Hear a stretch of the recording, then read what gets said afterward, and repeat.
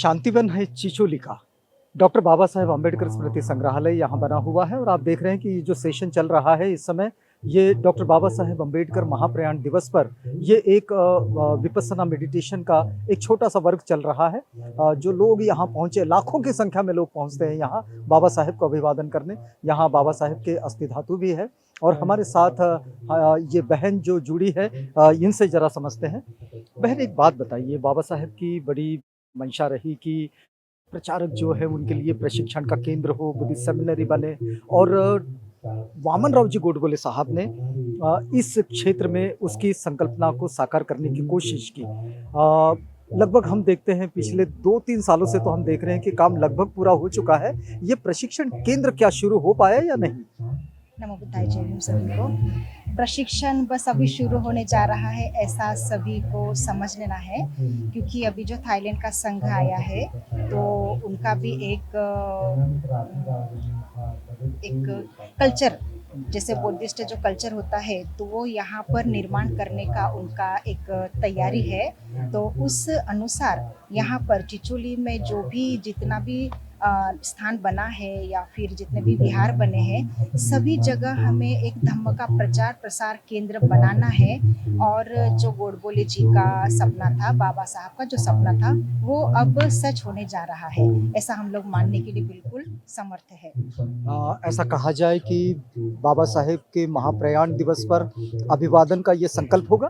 बिल्कुल बिल्कुल, जी सर जी।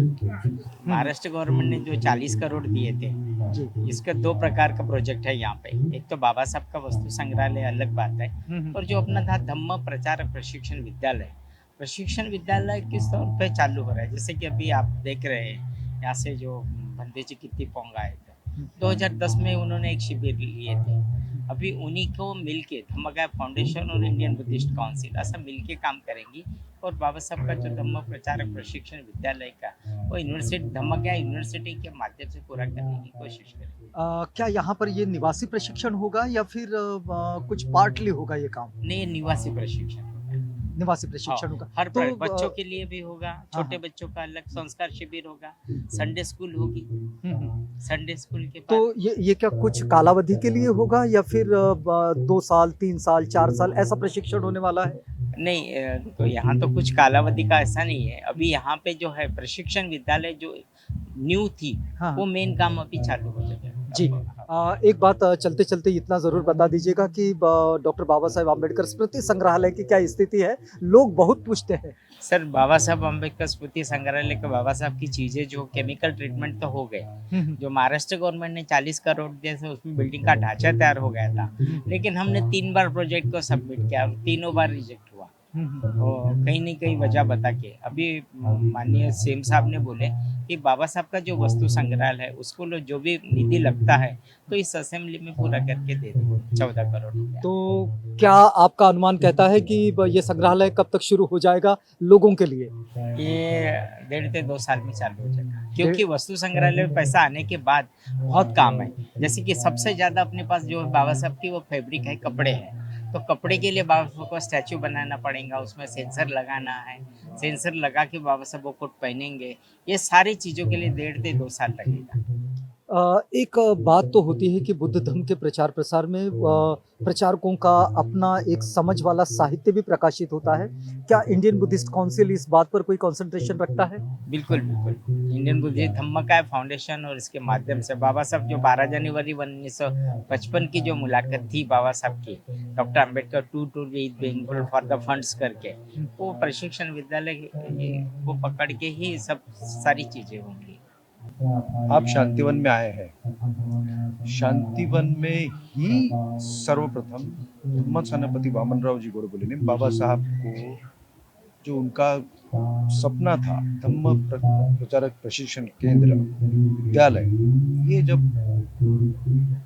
1956 में जब दीक्षा हुई थी तभी ये बाबा साहब और धम्म सेनापति गोडबोले साहब के बीच में ये वार्तालाप हुई थी कि अगर हमको इस धम्म को बढ़ाना है तो हमको एक धम्म प्रचारक प्रशिक्षण केंद्र की स्थापना करना जरूरी है। तो उसी के माध्यम से ये काम चलते हैं।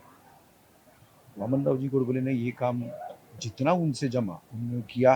अब आगे हम जो भी कर रहे हैं उन्हीं के प्रेरणा से कर रहे हैं, और ऐसा ही छोटे छोटे करके ही हमको वो जो बाबा साहब का सपना था कि पूरे भारत को धम्म यानी बुद्धमन बनाएंगे, ये सपना पूरा हो सकता है। देखिए, जो एकेडमिक शिक्षा में है वो ज़रूर है, लेकिन उसके साथ संस्कार भी बहुत जरूरी, शील जो है, तो उसके साथ शील का भी यहाँ पे होगा। तो वो सिलेबस तो जो अभी के यहाँ पर जो भी होता है, जो अभी स्टेट बोर्ड का हो, सेंट्रल बोर्ड का हो, वो तो रहेगा ही, उसके साथ में शील का भी है। कुछ बच्चे यहाँ रेसिडेंशियल भी रहेंगे और कुछ बच्चे आना जाना भी कर सकेंगे। शांतिवन का संदेश यही रहेगा कि बाबा, आपका जो सपना है वो शांतिवन से ज़रूर पूरा होगा।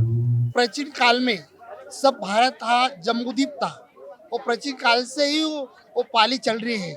और जैसी संस्कृति है और जैसी कोई उर्दू है, तो वही प्राचीन काल की पाली भाषा प्राचीन काल से चल रही है। और बुद्ध जो धम्म का है, जो पूजा वंदना का, वो पाली का है।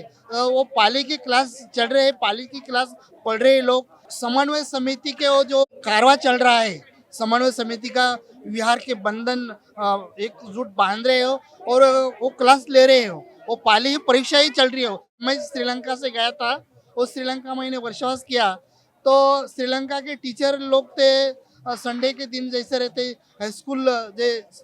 हाई स्कूल चलाते हैं, तो संडे के दिन विहार में वो पाली वो पढ़ाते हैं, वो पाली की क्लास लेते हैं। वो भारत में अभी ऐसा चालू नहीं हो रहा है, तो चालू होने का ऐसा कोशिश कर रहे हैं, देर लगेगा ही।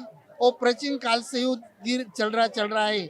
हमारा 14 अक्टूबर 56 से बाबा साहब ने धम्म मिला है, और आदि ज़्यादा समय तो नहीं लगेगा, और जो महाबोधि विहार के हमारा मिलेगा, और हमारी भारतीय बौद्ध धम्म संस्कृति और निर्माण हो जाएगा। कारण कि बड़े सानागारी धम्मपाल से और कारवा चल रहा है, बाबा साहब से कारवा चल रहा है। सम्राट अशोकरण ने 84,000 स्तूप चैत्य जो बनाए हैं, और तो बनाने के बाद वो काम चलने के समय बहुत अच्छा धीरे धीरे चल रहा है। अनागरिक धम्मपाल से वो काम चल रहा है, बाबा साहब ने वो कारवा चला है, और सुरेश ससाई नागार्जुन सुरेश ससाई बनते जी चल रहे हैं। तो ज़्यादा समय नहीं लगेगा, 10 साल के अंदर ही वो सबका कारवा पूरा हो जाएगा, ऐसा मैं संकल्पना करता है।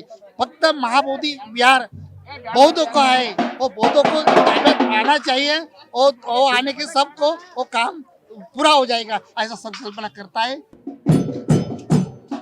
शांतिवन चिचोली में ये जो समता सैनिक दल का कैंप लगता है, इस समता सैनिक दल के कैंप में ये समता सैनिक है। हर उम्र के सैनिक इस समता सैनिक दल में होते हैं, और ये बाबा साहेब को इस तरह अभिवादन करते हैं इस प्रदर्शन के साथ।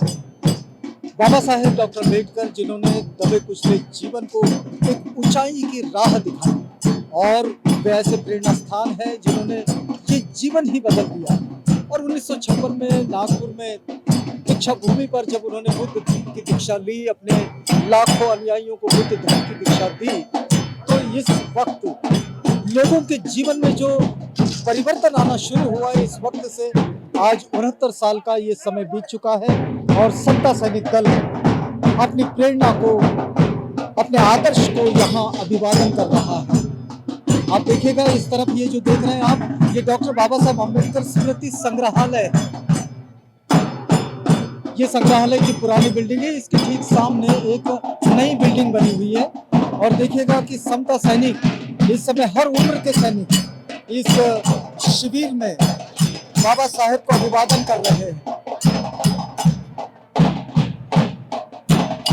समता सैनिक दल के ऐसे ग्रुप जो नागपुर में दीक्षा भूमि पर, यहाँ शांतिवन में, मुंबई में दादर चैत्य भूमि पर, यहाँ सब जगह समता सैनिक दल पहुँचता है।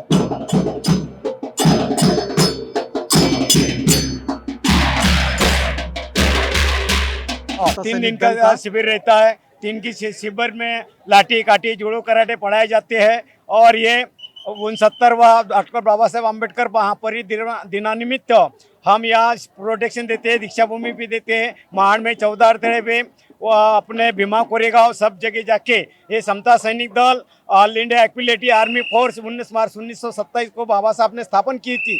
ये फोर्स आगे बढ़ना चाहिए। समाज का कोई समाज रहे, कोई भी हर कोई जाति का रहे, उसका सेवा सुरक्षा समता सैनिक दल ने देना चाहिए। किसके ऊपर अन्याय अत्याचार हुआ तो ये अन्याय अत्याचार का प्रतिकार करना चाहिए और ये समता सैनिक दल और बढ़ना चाहिए। सब लोग समता सैनिक दल में आके अपना ये प्रदर्शन दिखाना चाहिए और ये डॉक्टर बाबा साहब आम्बेडकर को श्रद्धांजलि देना चाहिए। ये 69वीं श्रद्धांजलि के उपलब्ध में हम एक कार्यक्रम अभी रैली लॉन्ग मार्च निकाल के हम उनको समापन करेंगे और सेवा सुरक्षा यहाँ पे देंगे। पार्टी ने अभी 28 नवंबर से कार्तिक ज्योति महात्मा फुले की पुण्यतिथि से 6 दिसंबर तक स्मृति पर्व का आयोजन किया था।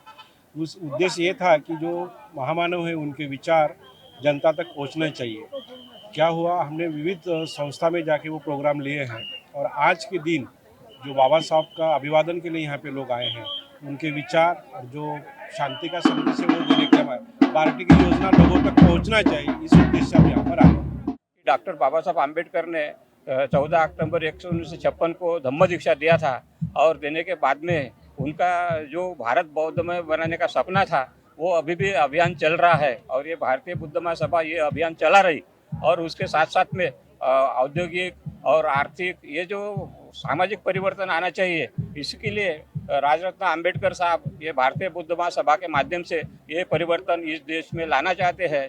तो उन्होंने वो बैंक एक थाने में ओपन की है, दूसरी ब्रांच नागपुर बेजनबाग में शुरू है और उसके वो सभासद नोंदणी वगैरह हम लोग जहाँ जहाँ भी कैंप लगते हैं वहाँ करते हैं। और बुद्धिस्ट होने का जो सपना था कि डॉक्टर बाबा साहब आम्बेडकर ने बोला था कि मैं अगर कुछ दिन जिंदा रहता तो 10 करोड़ मैं ये बौद्ध इस देश में बनाऊंगा, लेकिन ये अभी तक हुआ नहीं है। तो वो माध्यम से ये अभियान चल रहा है।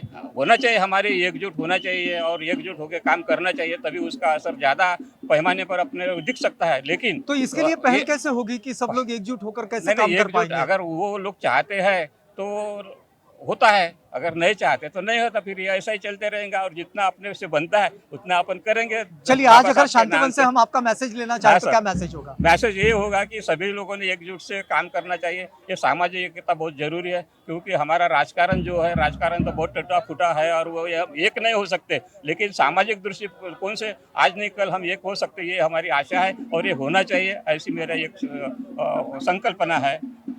ये एकजुट होने चाहिए लोग और ये संकल्पना के साथ शांतिवन में ये अभिवादन हो रहा है डॉक्टर बाबा साहेब अम्बेडकर को। बाबा साहेब के महाप्रयाण दिवस पर हमने आपको जोड़े रखा है इस समय शांतिवन चिचोली के साथ।